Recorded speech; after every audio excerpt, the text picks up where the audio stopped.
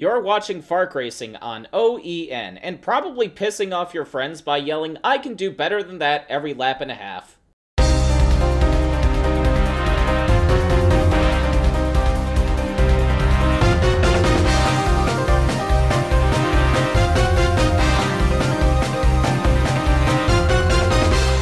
FARC Racing on OEN is brought to you by Ted's Chinese Takeout and by the Hakure Corporation. Tom Delgado Racing swept the front row in Marlisle pole qualifying. Tom Delgado himself leads the field to the green flag alongside Joseph Howard. You'll notice in the starting lineup that each car has two drivers. This race is 182 laps around the Circuit of the Americas. That's 1,000 kilometers. And so each team must have an endurance driver that will step into the car before lap 70, and then they will hand the car back over to the primary driver before lap 130. We've seen the endurance drivers in action in this series before when we ran the endurance races at the Dwyer Speed Park in Minnesota, but this year the endurance drivers will score points and be credited with the team's results alongside the primary driver. This has created some interesting arrangements among these teams. For example, points leader Laura Cyrus was not entered in her own car. Instead, she will be relieving teammate Kiki Hitsuno. Hitsuno is 7th in points coming into this race, and Motor Assault Racing, looking to consolidate their efforts, put both their drivers in one car, and it could be a very nice points haul for the both of them if they are able to make their way up through the field from the outside of the 8th row. Another pairing to watch for will be Lev Azarov and Radomir Stanichev. Both those drivers share the 82 car over at Rus Autosport in a dual championship effort. And with the way the dual championship rules work, they will effectively be scoring double points. So if they can get a good result, that will be very big for their championship effort. On the outside of row 18, you see Barton Sandy and Joel Rodriguez paired up. Rodriguez making his first start in a while, and he will be taking over that 92 car at Bjorn Green Racing next week at the New York Auto Ring. 1,000 kilometers of racing lie ahead of us at Circuit of the Americas, and the man leading it all at the start will be Tom Delgado in car 37, the Defender Muffler Systems Lennard. He leads teammate Joseph Howard at the Roush Air flying start.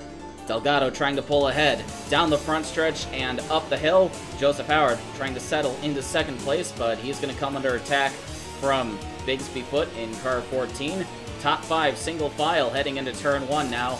Delgado leads, Leslie Riggs 4th, and Megan Driver 5th. But we had quite a bit of chaos towards the back of the field. Contact with Packer Carroll and Gabriel Messina puts Roy Cook in the wall. Messina in the 238 goes spinning around as well. And then Packer Carroll into the back of Zach Webster. Webster hard into the wall, and that will be the end of the day for Zach Webster, as well as Bobby Stewart, who gets put into the wall with a bit of help from Barton Sandy in the 92. Bobby Stewart finally making another start in the series, but his day ends on lap number 1. Ben Atkins sent around after contact with Makoti Yamada. Ryan Griffin into the wall with a bit of help from Nick Azure. Griffin keeps going. A lot of chaos in these S's, and it wouldn't be done after lap 1. You see Nick Howard going into the wall as Gabriel Messina strikes back on lap number 2. Packer Carroll not done causing problems as he puts Ashley Tucker into the wall on lap 2 as well. Nick Howard, lap 5, his day is over with a bit of help from Harry Asinola in the 45. Nick Howard has been quite the ping-pong ball in these opening laps. Scott Dollitz being turned off the road by Jim Hayes now. Dollitz into the wall, and his day is over as well. It's a very long race, but apparently these guys have forgotten that, as Ben Atkins is now done with a hard hit into the wall after Roy Cook turns him off the road. And Packer Carroll is not done causing problems either, as he takes Alex Witt out of the race at the entrance to pit road. A lot of cars out of the race at this point, and we are only an 18th of the way through this race. Joseph Howard coming to lap Roy Cook. No patience for the young rookie from Utah. He puts Cook into the wall. But Cook is going to soldier on in that battered 666 car. Tom Delgado leads the field down pit road at the end of lap number 15. But after pit stop cycle out, it would be a battle between himself and Libby Bell for Power Steering Incorporated. Bell around the right side of Tom Delgado. A lot more grip in that 16 car at the moment, and Bell will complete the pass coming to the end of lap 16. Bell's got quite a bit of road course experience and skill. She won at Mosport last year. Roy Cook now has Jason Bates all over his rear bumper. Bates also has no patience for Roy Cook, turns him into the wall, and that will be the end of Roy Cook's day on lap number 18. Packer Carroll's engine expires, a bit of karmic retribution for Carroll in the 70 car after he caused so many problems in these opening laps. Vincenzo Focusato also done a couple laps later, but Focusato a much more innocent victim. Joseph Howard is posting some of the fastest laps so far here around lap 24, and now he challenges his team owner for second place with a couple lap cars in front of them, Bob Steffens and Kenny Brillin, cars 7 and 20.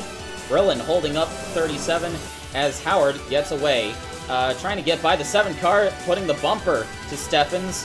Howard, you would probably expect to show a lot more patience, especially in such a long race, but I think he may have become accustomed to the shorter FARC races. You just saw Libby Bell pit from the lead as Leslie Riggs goes up in smoke in car 64, one of the 2 M&J cars in this race, Kevin Monroe being the other one, and I would think Monroe would start to get a little nervous at this point, as M&J Racing has had quite a few reliability problems in these last few years.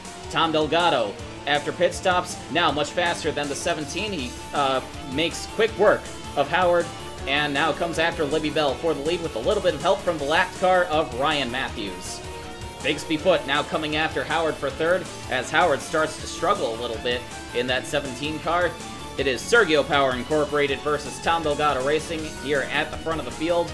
Rip Tyler, the 2012 champion, also very strong at the start of this race. He currently runs 5th, although it's a pretty distant 5th from the leaders. But unlike his teammates, Jim Hayes is struggling at the start of this race. He's only 16th, and Reed Bullitt is 21st, quite a ways behind his own teammates. Bigsby Foot not showing much patience for his teammate Libby Bell as they battle for second. Foot moving Bell out of the way, and then Bell skates across that painted runoff area, but Bell gets it back up to speed before Joseph Howard can take advantage. Harry Asinola with a problem. In the S's, he pulls right into the racing line, right into the path of Barton Sandy and Tammy Barnton. I have no idea what Enola's thinking, and it takes Barnton out of the race. In the meantime, Enola gets towed back to the pits, and he will eventually get back out there. Tom Delgado Racing cars pit on lap 45 and 46. Bigsby Foot, the race leader, comes into the pits on lap 47. Gabriel Messina up in smoke in that 238 car. Messina was running in 17th. Nick Asher turned into the wall after contact with Libby Bell in the 16. Asher goes out of the race on lap 54, just a few laps before Akira Ishikawa was scheduled to hop into that 46 car. In the meantime, Jeremy Baker has worked his way up to third. However, Rip Tyler wants that position, and Tyler, it looks like he's got the advantage over the 36 at the moment. And there you see, right in front of them, Earl McDermott in the 859 is a lap down. Bigsby Foot still holds the lead, and he brings that car into the pit lane at the end of lap 62. Jim Kidd will hop into that car now. Jim Kidd competed in FARC for this team a few years ago, and I believe he lost his spot to Rip Tyler. Ashley Tucker, car 90, up in smoke on lap 63. She was running in 23rd, a couple laps down at this point. She pulls that battered car to the side. And the battle for the lead is on between Frank Asher and Jim Kidd now. Frank Asher relieving Tom Delgado, helping his Rookie of the Year effort by leading this race. And I'm sure that Asher is driving as fast as he can to get to lap 130 so that he can step out and wring his nephew Nick's neck for getting that 46 car wrecked. However, after another round of pit stops, Jim Kidd now has the faster car, and he makes quick work of Frank Asher to take the lead back. And you saw that white and green car, that third car in line, that is Laura Cyrus in the 4 for Kiki Hitsuno. She is a lap down. But Jim Kidd blows up on lap number 80 right after taking the lead. Huge disappointment for the Sergio Power team as Frank Asher takes the lead back. And now Asher is going to have a commanding lead. 55 seconds over Carlo DiPreto, his teammate in the 17. DiPreto jumping in the 17 for Joseph Howard, making his first FARC start in a couple years. Steve Holliday Jr. coming up to lap Tom Moore in the 22. He puts Moore into the wall, and Tom Moore goes out of the race after taking over that car from Makoto Yamada. And here we have Caitlin Richler and Leonard Lawrence getting trapped behind Marshall North in the 86. Richler gets punted into the wall after getting sandwiched between those two cars. Richler in her third race weekend in this series, relieving Isabella Messina in that 264 car. She had a top 5 at Albuquerque, but it wasn't meant to be today. Frank Azure continues to lead this race, but that lead is now down to about 13 seconds over Carlo DiPreto. DiPreto has had faster pit work and a better handling car over these last few laps. And Steve Holliday Jr. in this 36 car for Jeremy Baker currently runs in third place. Fourth is Alex Carson in the 8 for Lucas Sweeney. Buffy Boreanas in the 16 for Libby Bell is in fifth place, and right behind her is Clay Cooper, the FARC Modified driver, in the pie car for Michael Madrigal. Clay Cooper bringing the ProLapse timing and scoring sponsorship over to the Math Motors team. That certainly helped him get that seat. Radomir Stanichev getting sandwiched between Joel Rodriguez and Ken Groves. Groves into the back of the 82, and Stanichev goes flipping wildly across the track, back over to the other side. Stanichev was running in 14th. This is going to be a huge blow to the projected gains that he and Azarov were going to make in the championship. Lawrence Burr, you just saw, was running in 7th place in the 63. And Kyle Gaffigan in the number 2 Smash Beer Lennard has just gone down a lap to Frank Azure in the 37. Kyle Gaffigan used to drive for Tom Delgado Racing. And Leonard Lawrence, running several laps down, just got punted into the wall by Logan Adams in the 40. And that's going to be the end of a very long day for that 45 team. Laura Cyrus then gets into the back of Thirst and Blood in the 11. And that takes the Sergio Power 11 team out of the race. Laura Cyrus in the 4 was running a lap ahead of that 11 car, but she displays a bit of a lapse in spatial awareness that we've seen from her a few times. In the meantime, Frank Azure has extended his lead over Carlo DiPreto once again, and here he is putting Buffy Boreanas a lap down, working lap number 106 of 182, about 25 laps from when the primary drivers are supposed to get back into the cars. Frank Azure into the pit lane at the end of this lap, but he's got Carlo DiPreto right behind him. DiPreto has not pitted yet. He's really closing in as Azure's tires are cold. Contact! Azure off the track and into the wall. And Carlo DiPreto has just taken his teammate out of this race. For those of you at home wondering why Carlo DiPreto was let go from Tom Delgado Racing, I only point to stuff like this. DiPreto showing no discretion at all as he punts Frank Azure off the road. And this is going to give DiPreto the lead of the race. He's going to have a commanding lead over second and third place, that being Clay Cooper and Steve Holliday Jr. Battle for second is on between Cooper and Holliday. That pie car's been pretty fast today at a few points. Madrigal and Cooper have both posted fastest laps of the race a couple times throughout the day, but not at the moment, as Steve Holliday Jr. gets by the pie car pretty easily. Leah Cerrone in the 71 car, a few laps away from giving the car back to Rachel Rainsford, but she goes up in smoke. From the 8th spot, Carlo DiPreto in the pit lane. He's going to hand the car back over to Joseph Howard, who will have a very big lead, but it's a bittersweet lead. In the meantime, their teammate Jim Hayes is sandwiched in between Ryan Griffin and Jason Bates. Bates into the back of the 77. He takes Jim Hayes off the road, and the 77 car is severely damaged. Hayes out of the race, leaving Howard as the only Tom Delgado car left on the track. Team owner Tom Delgado probably pulling out what little hair he has left, as we see Jeremy Baker back in the 36 car, now in a very comfortable second place over Michael Madrigal in the pie.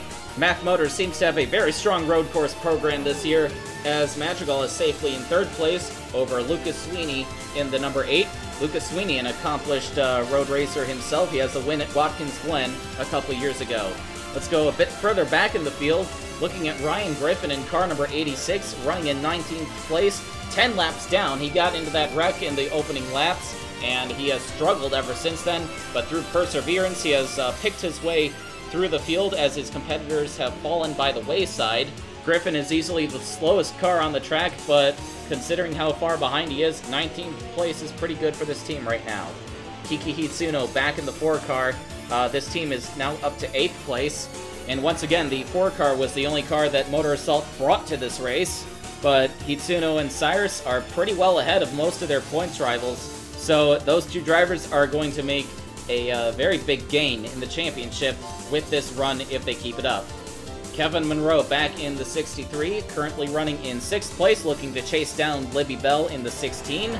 Seeing his teammate Leslie Riggs blow up early on must have been quite the scare for Monroe, but this 63 car has held out, and as we approach 50 laps to go, it looks like he just might make it. As we are now looking at Lucas Sweeney in the number 8 car, the Griesberger Leonard for Pearson Sweeney Motorsports.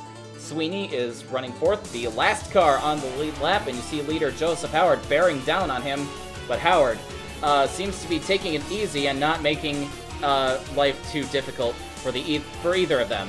Looking at Kenny Brillin in the number 20 SAR for Arnold Pine Racing, he is up to 15th place in his very first start on a road course here in the FARC Elite Series.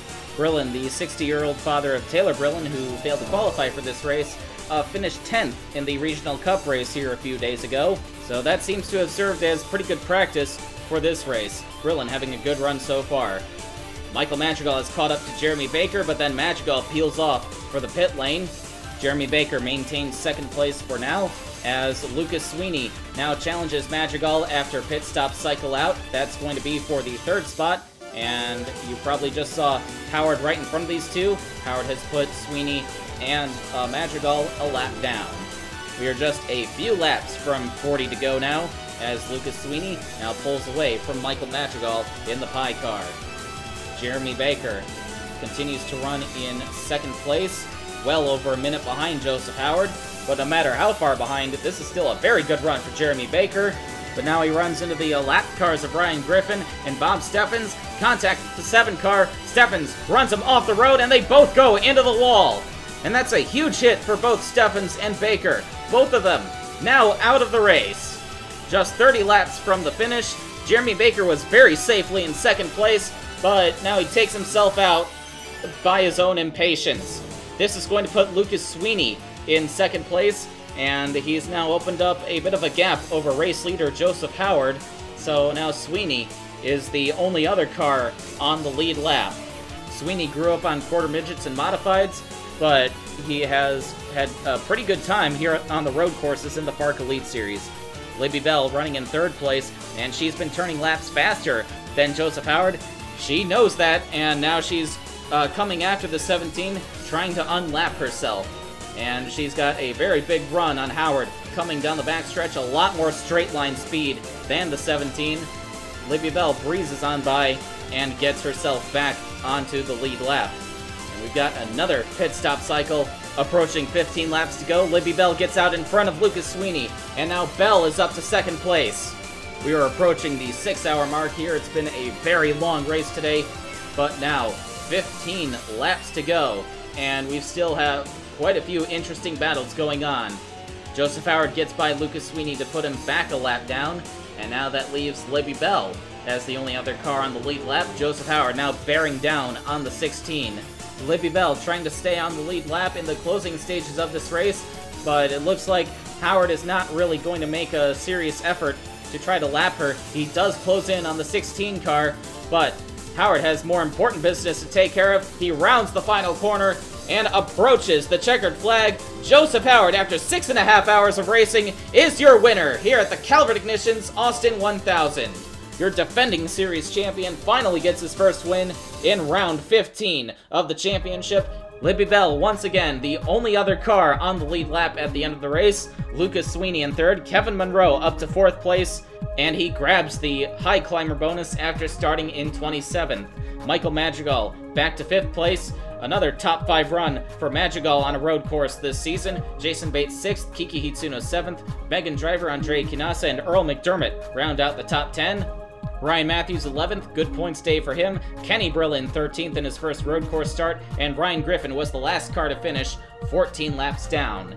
And now looking at the results for the endurance drivers, Carlo DiPreto scores his 2nd career win.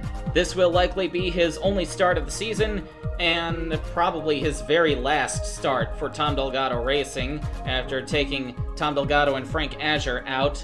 However, Delgado and Azure still finished in 20th, so it's not going to be a complete disaster for Azure's Rookie of the Year effort. Laura Cyrus credited with 7th place in the Motor Assault Ford car. She was the highest finishing of her points rivals. Ken Groves, it's been a while since we've seen him in a FARC car, and Groves comes home with a top 10 in that 78 car that he owns. Joel Rodriguez, in his first start in a few years, comes home with the top 15 finish. Good start for him in the Bjorn Green car. He will be replacing Barton Sandy starting at the New York Auto Ring. And now, looking at the point standings, Laura Cyrus has extended her lead to 99 points over Ryan Matthews. Jim Hayes 3rd, Rachel Rainsford 4th, Kiki Hitsuno in 5th place, so both Motor Assault cars in the top 5 after today. Michael Madrigal up to 6th place. Bob Steffens gains a spot in the standings despite he and Anthony Griffith failing to finish. Jason Bates vaults to 9th place. In the meantime, Isaac Leitner drops to 10th. He's tied for that position with Andre Kinasa, but gets the tiebreaker due to him having a win. And Kevin Monroe overtakes Leslie Riggs as the highest running M&J car. Dan Lechleiter and Zachary Zins fall through the standings a bit after failing to qualify for this race. Anthony Griffith is tied for 17th with the Rus Autosport 82 car of Lev Azarov and Radomir Stanichev. So Azarov and Stanichev get back into the top 20 by scoring double points today. And then Tanner Clayson rounds out the top 20. He is the highest running rookie in the standings. Speaking of rookies, let's have a look at the Rookie of the Year battle as Reed Bullitt takes the lead back. Jeremy Baker is 2nd. James Hewitt is 3rd, still sitting on his 13th place finish from the rookie shootout. I believe he will be disqualified from the Rookie of the Year battle if he doesn't make a start in the next few weeks. Bobby Stewart in the 49 finally made his 2nd start of the season, but he finished towards the back as he crashed out on lap 1, and so he's stuck in a 3-way tie between himself, Maury Holter, and Ryan Barrett.